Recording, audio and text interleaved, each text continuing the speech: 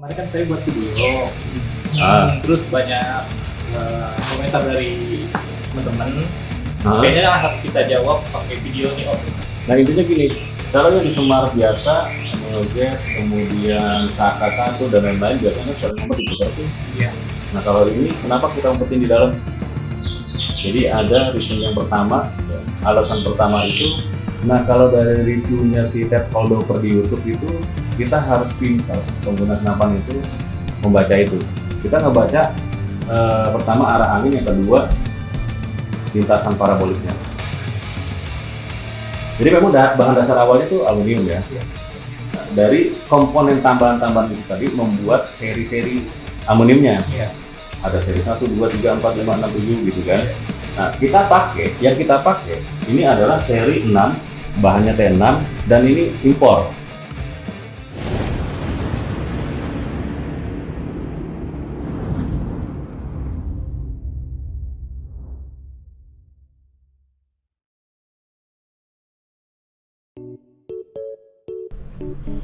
Lagi ngapain bang? Ruwet banget kelihatannya. Han, ini Han lagi bacain komentar video yang kemarin. Oh yang kemarin kita upload itu bang? Nah, bener banget tuh. Ini komentarnya banyak banget nih Han nih. Kayaknya harus kita jawab pakai video kali ya? Boleh bang, kita stitch pakai video. Kita ajak Om Abel bikin video yuk. Ayo bang. Om Abel di mana ya? Gak tahu bang. Coba tanya sama si kumis bang.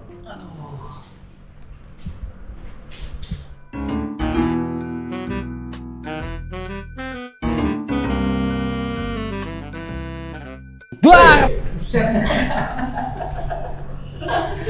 Ngapain Miss? Lagi turun. Dah bang. Ini bang biasa balas WA. Balasin tuh ya customer ya? Iya. Kita bikin video yuk sama Om Abel. Video apaan bang? Video yang kemarin, kita balasin komentar-komentar video yang kemarin. Oke siap bang. Kapan bang? Yuk, sekarang yuk. Ayo siap.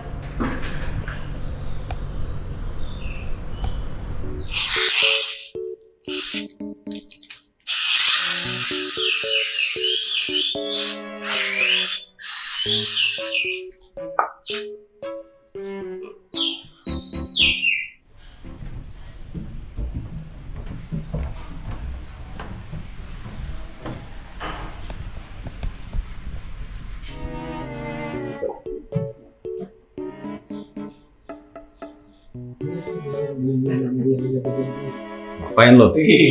Sibuk banget nih Om. Nih ngerawat nenek-nenek. Aki-aki nih. Aki-aki tua nih. Herli. Hampir Davidson. Hampir Davidson ya. Ini motor tua Rul, harus bisa dirawat Rul.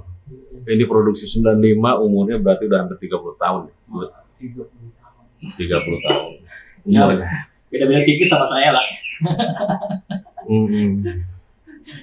Makanya kalau barang-barang yang kualitasnya bagus itu pasti umurnya lama. Itu. Masuk. Gimana? Kenapa?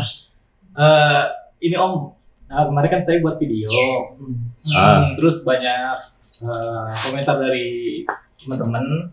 Kayaknya harus kita jawab pakai video nih Om, gitu. Karena biar Yang G5 kemarin? Iya betul Om. Setelan Hammer apa? Iya betul.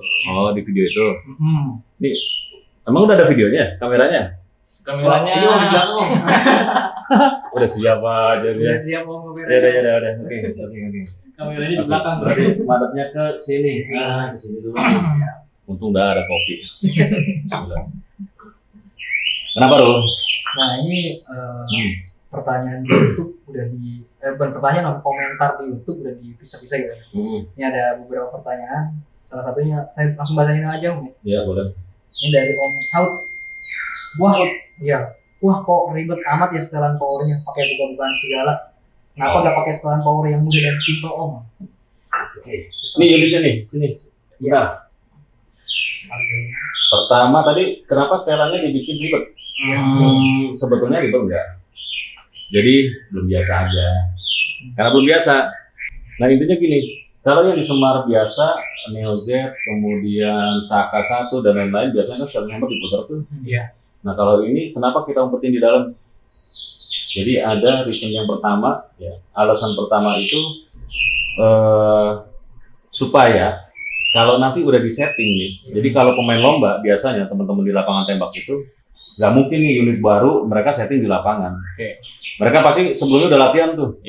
Dia nembak-nembakin latihan, dia setting dulu senapannya kan, pakai mimis apa, speednya berapa, terus tekanan regul atau OP kerjanya berapa gitu kan, sampai yang menurut mereka tuh pas gitu.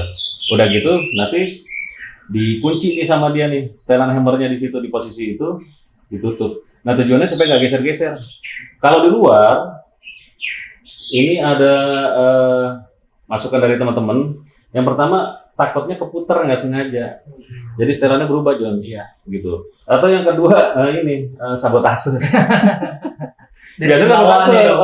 Temennya iseng nih, wah dia mau lomba juga nih, mau puter aja. Diputar setelannya berubah. Yang kita nggak tahu nih ternyata itu berubah. Pas kita tembakin kok perkenaannya beda ya. Nah tujuannya itu. Makanya kalau di lomba banyak yang dibor tuh setelan hammernya. Dibor, kasih baut. Jadi begitu dikunci sama dia. Gitu. Cuma kan jadi jelek. Secara tampilan. Nah, alasan yang kedua tadi estetika. Jadi kalau ini ditutup, estetikanya rapi. Kesannya memang nggak ada setelan, tapi sebenarnya ada setelannya. Nah, kita pakai juga tuh setelan yang baut L. Itu agak sedikit keras supaya tujuannya nggak gampang geser. Dan ditaruh di dalam ini lebih aman. Lebih aman, nggak mudah berubah. Gitu. Nah kalau untuk kebutuhan hunting gimana? Bakalan ribet nih Om, karena kan kita mau setting powernya tergantung kebutuhan. Ada dua tipe penembak sebenarnya secara umum. Yang pertama dia pemula, yang kedua ya udah sering nembak. Gitu. Kalau pemula biasanya memang hobi banget. Saya dulu waktu awal-awal nembak jujur juga, hobi banget saya ngotak-ngatik setelan hammer. Wah kok kenanya nggak bagus. Bagus nih, setahun 2 tahun saya main senapan tuh kayak gitu. Udah mulai 3 tahun, 4 tahun, saya mulai ngerti nembak, ternyata ya bukan di situ masalahnya. Gitu loh, masalahnya bukan di setelan power itu. Wah mentang-mentang ada buruan jauh, setelan powernya kita kencengin gitu. Makanya kalau di tele sekarang itu kan yang bagus ada, apa sih namanya di crosshair itu dot ya? Dotnya. Kiri kan, atas bawah, kiri kanan gitu kan. Nah, kalau dari reviewnya si Ted Holdover di YouTube itu, kita harus pintar pengguna senapan itu membaca itu. Jadi bukan setelan hammernya yang diotak-atik terus. Kita ngebaca pertama arah angin, yang kedua lintasan paraboliknya. Gitu. Itu yang di reviewnya Ted Holdover itu ya di YouTube. Jadi ya makin kesini kita makin ngerti. Nah, kalau pemula dia pasti akan pikir itu ribet. Seneng mainin ginian, tapi kalau udah sering nembak sih enggak. Jadi ya itu normal aja sih, karena kan pengguna senapan kita kan ada yang entry user, ada yang juga sudah lama kan. Jadi pertanyaan itu nggak usah jadi gimmick, sebenarnya nggak usah dibahas. Tapi jawabannya tadi teman-teman ya, kenapa disimpan di dalam? Yang pertama adalah safety itu dari tangan-tangan jahil atau tidak sengaja terputar. Yang kedua secara estetika. Jadi lebih rapi ya. Gitu. Terus ada juga tuh kemarin kalau nggak salah saya baca bautnya kecilnya terlalu di pinggir. Iya. Itu komentar itu. Nah itu diabaikan aja lah. Kayaknya pertanyaan nggak perlu dijawab itu. Itu bautnya baut kecil. Ngencenginnya nggak usah pakai kunci torsi. Nggak usah kenceng banget kayak mau ngencengin baut mesin ini. Gitu. Nggak, jadi slow aja. Selama masukinnya enak, udah nggak bakal dong. Karena senapan kita produksi dari 2014 yang pertama aja tuh udah 10 tahun yang lalu. Jarang kasus dol itu. Ya karena material yang dipakainya. Gitu. Kecuali materialnya mungkin jelek gitu ya. Ya ada kemungkinan juga sih. Gitu. Oh iya, ngomong-ngomong material jelek nih Bro. Udah nonton video yang ini belum? Yang mana tuh Om? Yang ini. Yang chamber pakai kuku digini-gini. Oh iya. Kita lihat dulu deh. Iya, siap. Kita lihat dulu ya. Oke, kita lihat dulu teman-teman di video yang ini. Assalamualaikum warahmatullahi wabarakatuh teman-teman. Nah di sini ada kasusnya ini bocor teman-teman ya. Nah ini setelah diperiksa betul-betul dia kayak karat gini. Nah kalau ini masih mending teman-teman. Nah ini teman-teman. Nah ini apa ini teman-teman? Ini sampai timbul. Nah timbul ini. Timbul sampai berapa mili ya? Kita cek ya. Kok bisa sampai timbul seperti ini? Nah, timbul 2 mili lebih teman-teman. Ini apa ini? Ayo kita buang dulu. Oh, ternyata dia apa ini teman-teman? Aduh, mengerikan sekali ini ya Allah. Macam mana pula ini? Kok bisa gini teman-teman? Nah, hati-hati. Ini bocor bilangnya teman-teman. Tapi kok kayak gini? Jangan-jangan ini retak nih teman-teman. Oh, mengerikan sekali teman-teman. Oke teman-teman, ini kita usahakan seandainya retak ya harus dipotong. Jikanya tidak, mungkin sil-silnya aja. Oke, wassalam. Udah pernah nonton kan? Nah, udah Om. Kayak gitu. Ngeri itu. Nah itu kenapa bisa begitu ya? Kenapa bisa begitu? Ya begitu. Jadi gini, seri dural itu tidak murni aluminium. Jadi kita ngomongnya dural, tapi kalau di bahasa tekniknya itu alloy. Jadi material aluminium ini adalah logam campuran, teman-teman. Dia tidak murni 100% berbahan dasar aluminium. Jadi ada campuran mangan, seng, kemudian ada tembaganya, ada apa lagi ya, banyak deh. Saya lupa gitu. Nah, dari susunan campuran tadi, jadi memang bahan dasar awalnya itu aluminium ya. Iya. Nah, dari komponen tambahan-tambahan itu tadi membuat seri-seri aluminiumnya. Iya. Ada seri 1, 2, 3, 4, 5, 6, 7 gitu kan. Iya. Nah, yang kita pakai ini adalah seri 6, bahannya T6 dan ini impor. Jadi materialnya itu dari kandungan biji aluminium yang murni, bukan dari hasil leburan. Jadi kalau leburan itu biasanya dari scraping. Sisa-sisa ampas dari produksi pabrik mana diambil, kemudian dilelehin lagi, dilebur. Iya. Nah, itu yang kita pakai untuk material popor ini yang casting, cetak. Walaupun misalnya dari seri 6, misalnya katakanlah limbah si G5 ini ya dipakai, kemudian dibakar, dileburin lagi, dicetak. Hasilnya apakah sahabat tetap seri 6? Enggak. Enggak. Itu beda. Sama seperti botol minuman mineral ya, botol air mineral. Jadi kalau dari biji plastik yang murninya, dia bisa berbentuk botol itu, bisa bening. Tapi kalau itu dibakar, dilelehin lagi, dibentuk lagi udah nggak bisa. Paling bisa jadi ember. Walaupun bahannya bagus awalnya, tapi begitu sudah dilebur menjadi turunan kedua, dia berubah secara kualitas. Nah, kalau material lokal, ya begitu, kadang-kadang nggak stabil. Jadi tergantung leburannya nih. Misalnya proses peleburannya bagus, mungkin agak bagus. Nah, kalau yang bagus itu peleburan harusnya ada teknik forging, dipadetin. Iya. Kayak besi tempat deh ya, kalau misalnya orang mau bikin pisau itu kan dibakar, ditempa lagi. Tujuannya tuh supaya dipadetin. Karena kalau cuma dari lelehan, misalnya kita anggap aja nih lelehannya aluminium kita tuang, dia nggak padat. Dia nggak padat. Jadi unsurnya itu sudah berbeda, tingkat kepadatan logamnya. Kemudian yang kedua, tadi sumber bahan awalnya itu materialnya apa? Kalau dia memang kandungannya ternyata kurang bagus, bisa kropos kayak video tadi. Jadi terjadi yang namanya korosi. Biasanya korosi itu terjadi tuh pengaruh besarnya adalah kelembapan atau humidity. Jadi misalnya teman-teman tinggal di daerah pegunungan yang lembab atau pinggir pantai yang airnya asin, itu bisa. Cuman harusnya tidak se-ekstrim itu gitu. Kalau logamnya kita pakai, insya Allah tidak seperti itu teman-teman.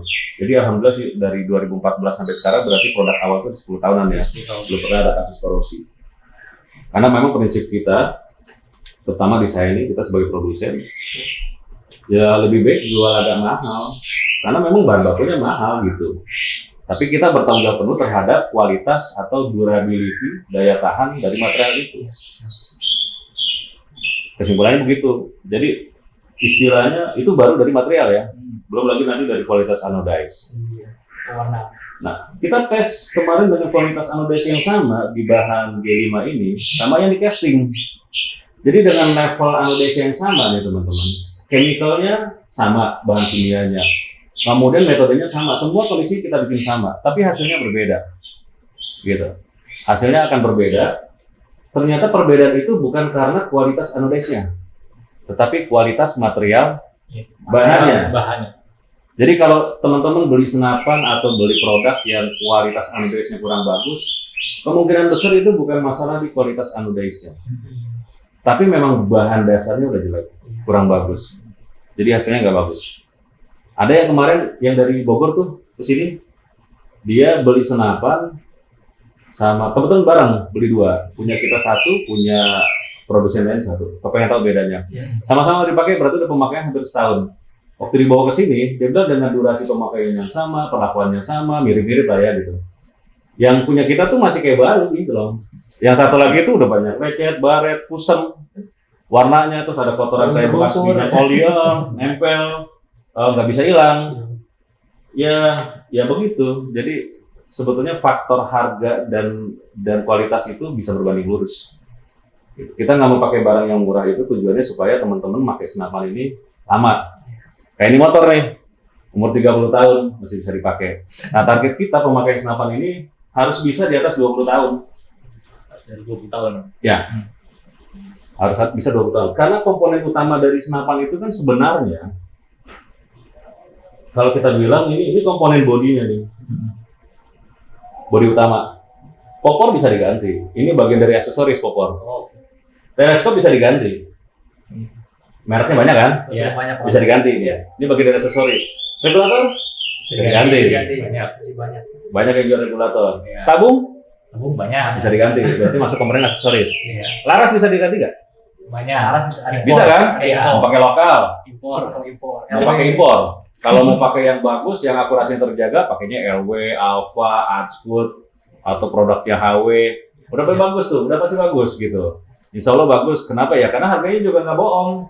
Laras lokal misalnya 400-500 ribu, dia udah 3 juta. Ya Allah. Ya kan? Betul. Bener nggak? Benar. Gitu.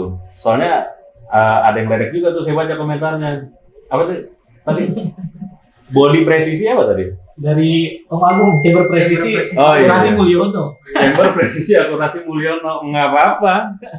Mendingan chamber presisi akurasi Mulyono daripada bodinya Mulyadi. Diginin pakai kuku kropos, 2 tahun pakai senapan jadi bangke, nggak bisa dipakai lagi.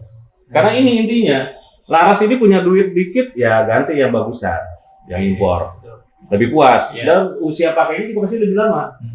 Karena senapan Diana zaman dulu tahun 80-an ya, malah dipakai di PCP kan. Itu umurnya udah 40 tahunan kali itu. 30 tahun lebih berarti kan. Hampir 40 tahun masih bisa dipakai. Nah kalau LW ya mungkin daya tahannya pasti di atas 20 tahun juga. Kalau lokal ya mungkin di bawah itu.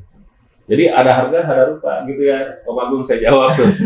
Saya mendingan milih akurasi Mulyono daripada bodi Mulyadi. Gitu. Ya, Oke. motor, mobil zaman dulu masih bisa dipakai ya karena mereka pakai bahan berkualitas. Percuma kita akurasinya bagus, 2 tahun pakai kropos, 6 bulan dipakai cecil ngotok-ngotok, tampilannya udah nggak enak, anodesnya udah pada bongis, gampang kegores. Akurasi top, tapi secara estetika ya jadi nggak happy aja. Masa kita beli barang baru agak mahal juga, setahun 2 tahun pakai bentuknya udah kayak dipakai 15 tahun, 10 tahun gitu. Kira-kira kayak gitu loh. Iya. Siap. Apalagi speed ada nggak yang nanya? Ada. Speed ada dari Om Mansur. Katanya speednya kayak uklik nih Om. Uklik? Oh iya. Iya. Ya emang kayak uklik. Mau ngomong gimana? Emang kayak uklik.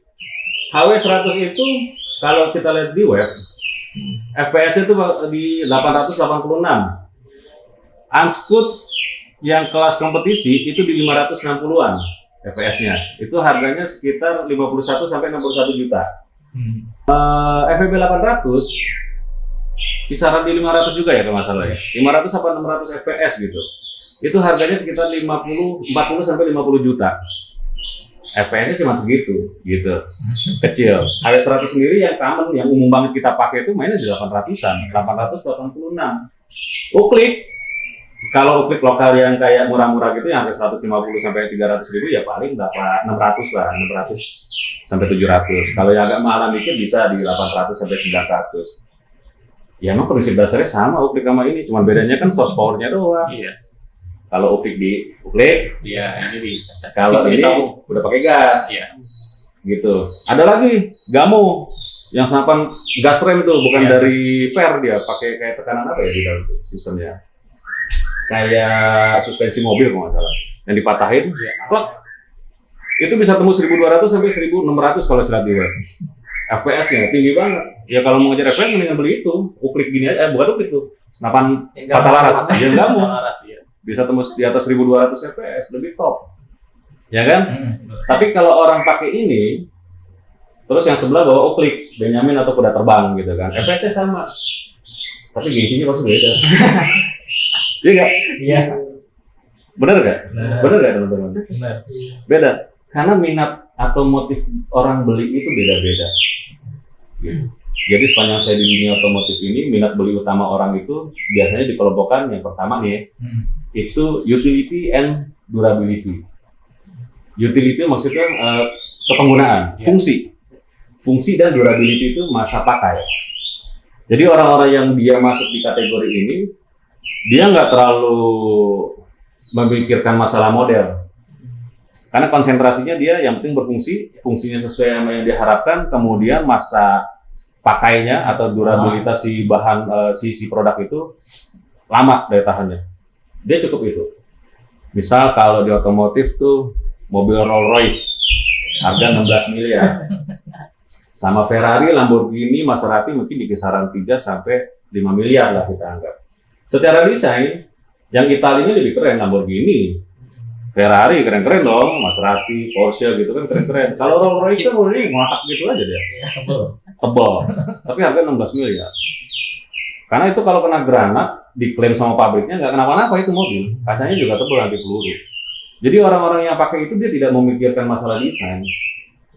Dia juga nggak mikirin tuh, wah boros. Ya emang pasti cc-nya gede karena platnya tebal, mobilnya berat. cc-nya digedein, otomatis boros. Nah orang-orang seperti itu pasarnya bukan di pasar Lamborghini, beda lagi. Iya. Terus kita nih, saya ngapain pakai Lamborghini, duitnya juga gak ada. Kalau cuma buat ke kantor, ya pakai mobil tua aja. Yang penting glinding ada rodanya 4. Iya. Ya kan? Kalau mau ngirit lagi saya pakai roda 2, motor. Seminggu 100.000, lebih irit. Pakai mobil seminggu bisa 300-400.000. Ya. Jadi kembali ke kebutuhan. Itu yang pertama tuh, dari fungsi dan daya tahannya. Nah kalau kita, insya Allah masalah daya tahan ini, karena kita pilihan materialnya nggak sembarangan. Mesin yang kita pakai juga presisi, supaya apa? Supaya nggak bolak-balik ke bengkel bubut manual. Harus fitting dan lain-lain. Prinsipnya itu.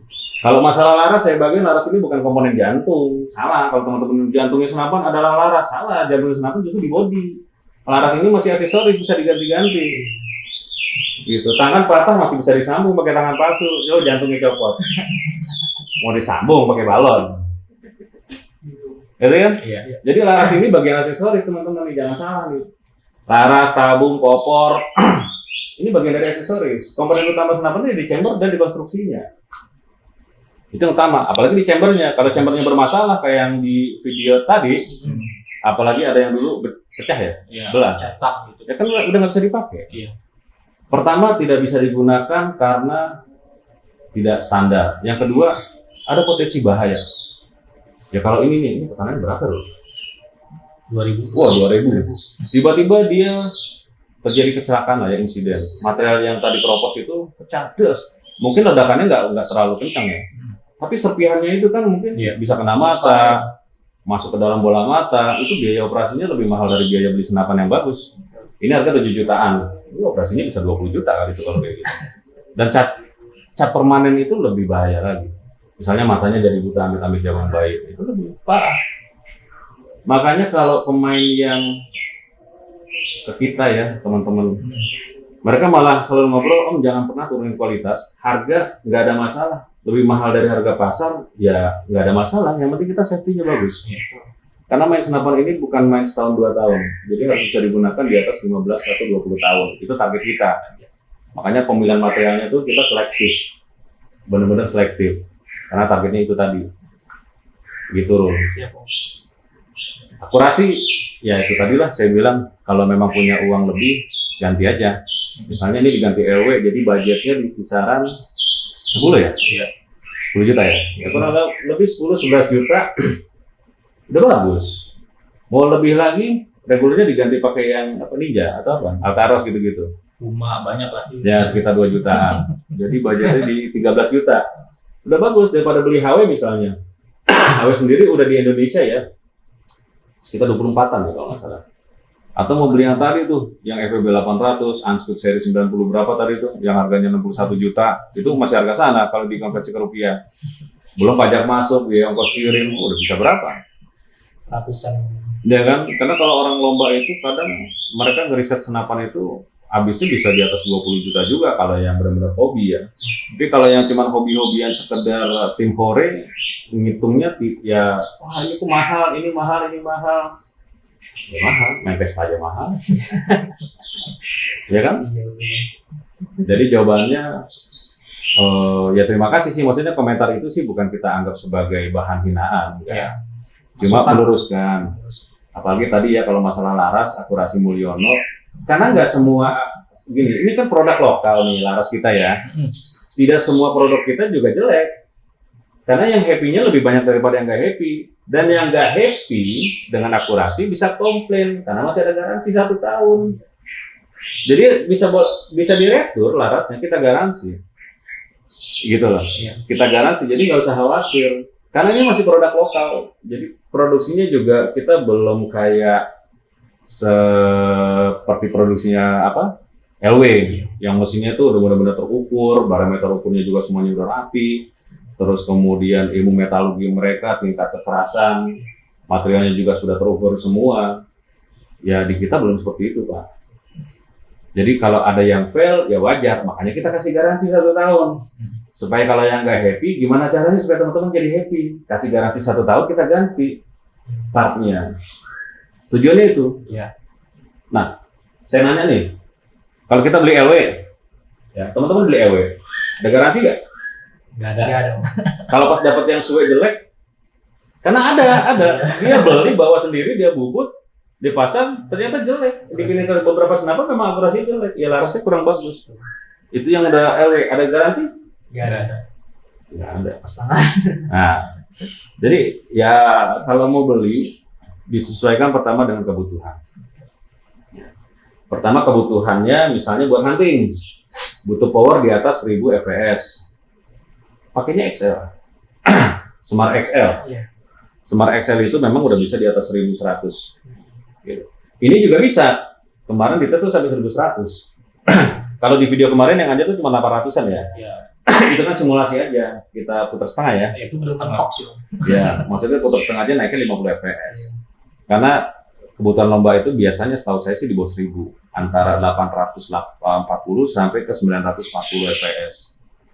Gitu untuk kebutuhan lomba ya, lombanya kan ada BR, di BNRES ada yang multi range gitu. Kalau yang kertas 10 meter itu juga paling 500-an kayak Unspeed tadi 560, 550 fps-nya justru dikecilin gitu.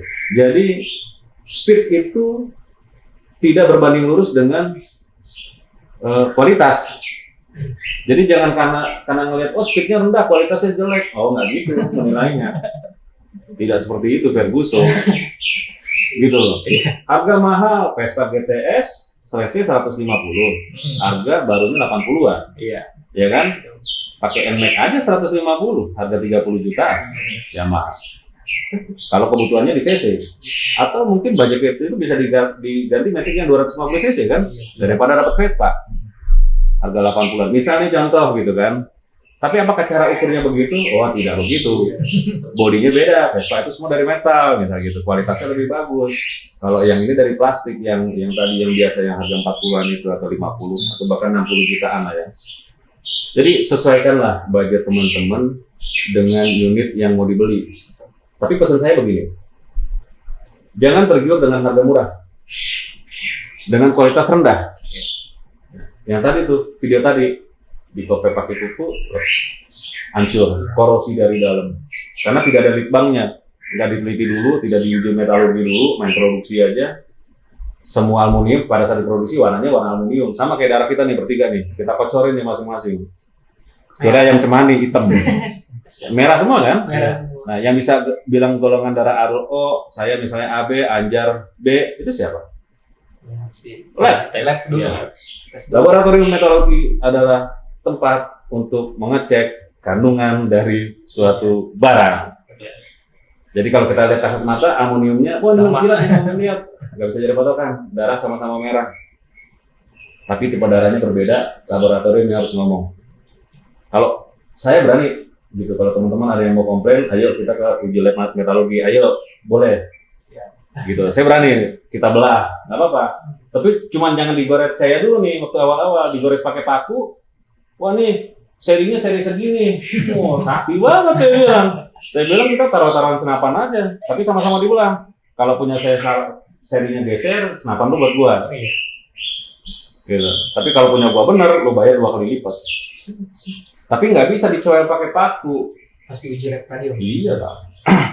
Diuji lab, orang beli emas juga gitu kan, kalau nggak ada suratnya digesek sedikit, diteliti sama dia kandungannya, baru bisa kelihatan. Karena kalau udah dipakai sama-sama dipoles, ya emang kelihatannya sama. Kandungannya beda. Ya, jadi menentukan produk itu jangan dilihat dari secara kasat mata. Yang perlu dilihat itu pertama kejujuran dari si produsennya. Kemudian apa namanya tadi? Kalau produsen itu teruji nggak dia gitu loh. Namanya dia sudah teruji atau belum gitu loh.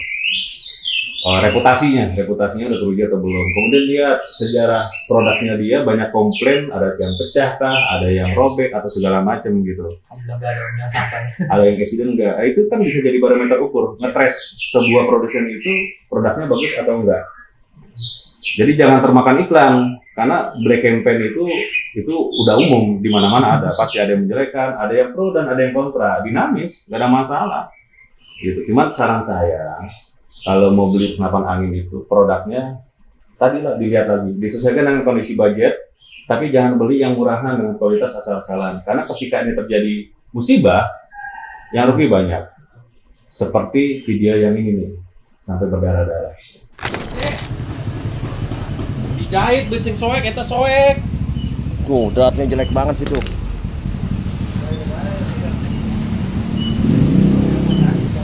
Jebol. Oh. Terbang, botolnya hilang.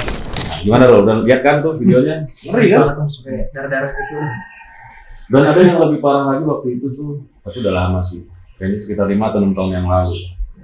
Ini terjadi di senapan gejluk. Tahu gejluk gak?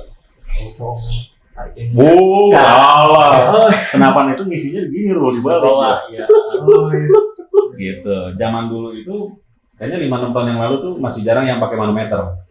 Jadi nggak ada manonya lah. Iya. Mompa terus tekanannya nggak tahu kenapa berapa.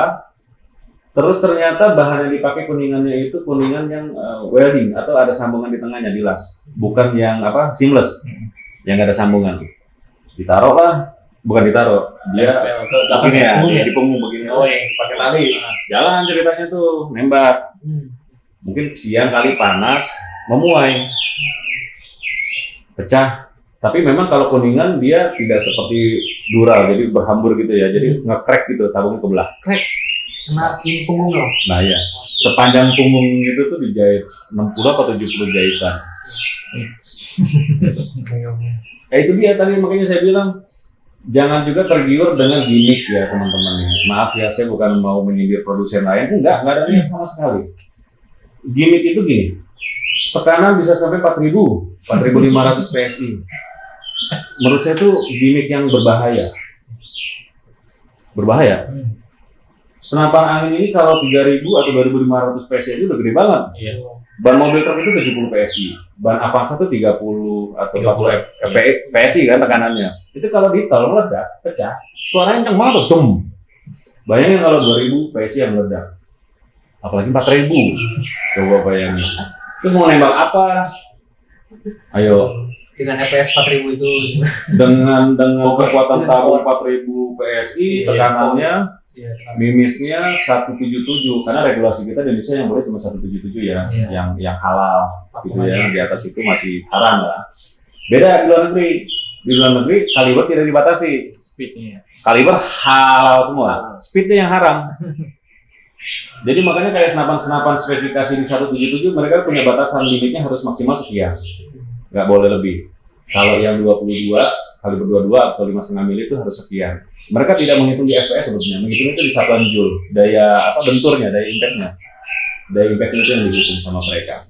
Karena itu yang dihitung sebagai efektivitas dari kaliber. Misal kaliber 177 itu mereka bilang senapan untuk small hunting, Jadi lebih banyak dipakai untuk kayak berburu tupai, kemudian burung-burung gitu. Begitu mereka menembakin yang agak lebih besar, misalnya kayak musang, mereka pakainya kaliber 22, monyet gitu kan, membasmi hama-hama begitu, kelas di babi pakai kaliber 22. Karena memang kaliber itu untuk kaliber yang mematikan di buruan lebih besar. Nah ingat, kita regulasinya kaliber 177. Jadi jangan geser dulu ke kaliber 5,5. Jadi buat apa gimmick 4000 PSI, tapi taruhannya nyawa. Kalau cacat permanen itu lebih menderita, kalau langsung modal nggak apa-apa. Tapi kalau cacat permanen, tangan hilang, jempol yang itu hilang karena kena ledakan. Jadi mempertaruhkan sesuatu yang membahayakan diri kita untuk hobi yang menurut saya harusnya hobi ini menyenangkan. Iya. Gitu. Di manometer juga kan biasanya rata-rata cuma sampai 3.000. Biasanya banget itu. Iya. Saya sering pakai bahan Monel 4000 PSI. Ini gimmick ini berbahaya, jujur aja berbahaya. Jangan terpancing dengan yang kayak gitu-gitu, karena Anda akan lebih dekat dengan Tuhan. Lingkar sih. Iya, berbahaya kan? Iya. Motor aja nih, kita pakai standar pabrik itu dikasih limiter BHU-nya, Iya. supaya dia nggak bisa speed ugal-ugalan kan.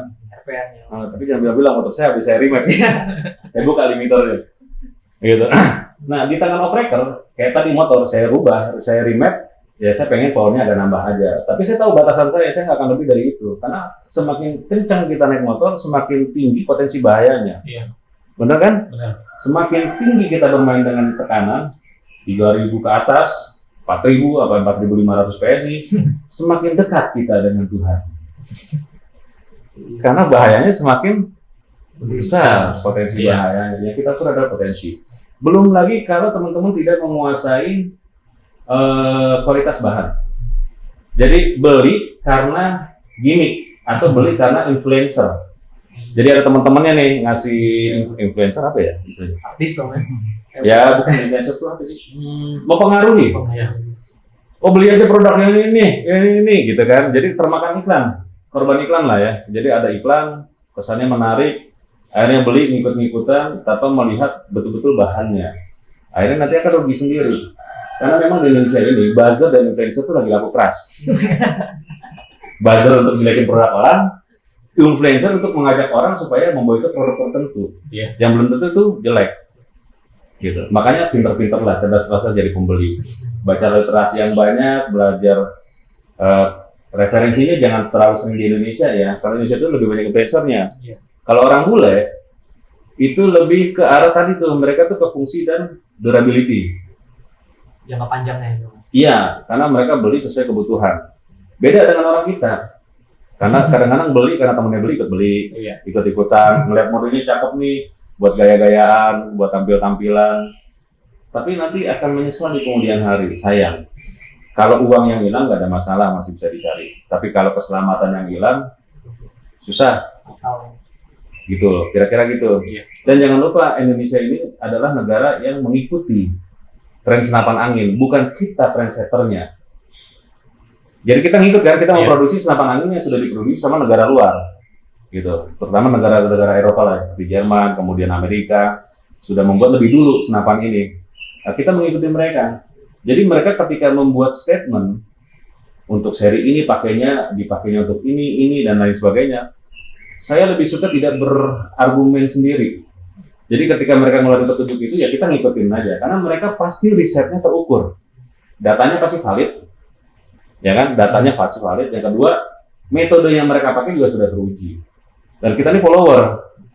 Tiba-tiba kita mengklaim bahwa hasil rakitan dan racikan senapan Indonesia itu lebih hebat daripada orang bule, gitu, daripada negara-negara tadi Eropa yang memproduksi ini. Agak sombong menurut saya. Karena kita masih ngadopsi teknologi mereka gitu ya, agak sombong. Jadi lebih tepatnya saya mengikuti aja sesuatu yang sudah dibahas, dikaji di buku teknik. Jadi kalau misalnya per square inch ini harus bahan yang seri ini bisa nahan tekanan sekian PSI, ya kita ngikutin itu aja. Saya nggak mau berasumsi, oh pakai seri ini lebih bagus atau pakai seri itu lebih bagus, nggak. Kita by the book aja, berdasarkan buku teknik yang terbit dari ada dua sih, Jepang dan Jerman. Kita ngikutnya ke Jerman. Gitu. Jadi literaturnya ada, ya tinggal ngikut itu aja. Saya nggak perlu melakukan riset lagi. Kita mau buang-buang waktu juga. dan buang-buang duit karena kita nggak punya duit untuk riset lagi. Iya. Ya kita tinggal ngikut aja buku tekniknya, ya sudah. Gitu. Ada lagi mau tanya Kak? Saya masih ini nih, masih motor. Balikin lagi. Cukup sih Om, paling itu aja pertanyaannya. Itu rata-rata pertanyaan. Makasih banyak udah kejawab semua sih Om, pertanyaan tadi. Oh iya, satu lagi Pak. Ini senapan ada 2 versi, bisa dipakai lomba, bisa dipakai berburu. Oke. Berburu itu nanti di setting powernya. Kalau berburu small medium, 800 udah cukup. Burung-burung udah cukup, akurasinya jos. Kalau mau naikin sedikit bisa sampai 1100. Nanti untuk settingnya gimana, japri aja ke mekanik kita jawab.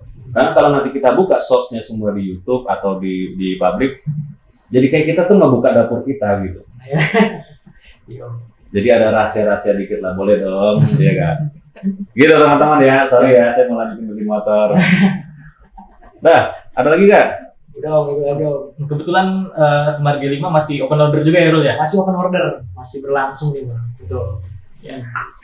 Untuk harganya berapa nih Bang Harul nih? Nah kalau yang sekalian aja dong ya. Iya, boleh. Nah kalau yang popor kayu ini 7.500.000 dan yang popor match alloy itu di 8.800.000 Bang. Betul. 7.500.000 sama 88 ya? Iya, Sama 88. Ya ganti LW 7 juta, bener dari 10-an gitu kan. Ganti LW aja. Kita nyediain juga soalnya. Siap. Betul. Jadi kalau teman-teman mau nggak pakai laras kita, asal diganti nanti ada potongan ya kalau nggak salah ya? Ada potongan dari Jadi, laras bawaan. Dipotong harga larasnya. Betul. Harganya ya nanti japri admin aja sih nggak apa. Dijampe aja di nomor yang di bawah. Oke, silakan Jur, ditutup aja Rul. Saya mau bikin motor lagi. Siap, ini terima kasih banyak sebelumnya Om. Pertanyaan udah kejawab semua. Mungkin yang belum terjawab nanti dibalas di kolom komentar gitu Om ya. Siap. Dibalas di ketiga-tiga. Siap. Tutup aja Bang. Boleh. Oke, siap Bang. Terima kasih banyak buat teman-teman sahabat Ira Belko. Kalau ada kritik dan saran nanti boleh ditinggalkan di kolom komentar. Insya Allah kita balas lagi. Mungkin lewat video yang selanjutnya gitu Om ya. Siap. Siap. Saya Sahrul Kumis pamit undur diri Saya Anjar. dan Om Abel. Ya, lain waktu kita berjumpa lagi. Langsung aja. Assalamualaikum warahmatullahi wabarakatuh. Kumis gini. Udah, Bang.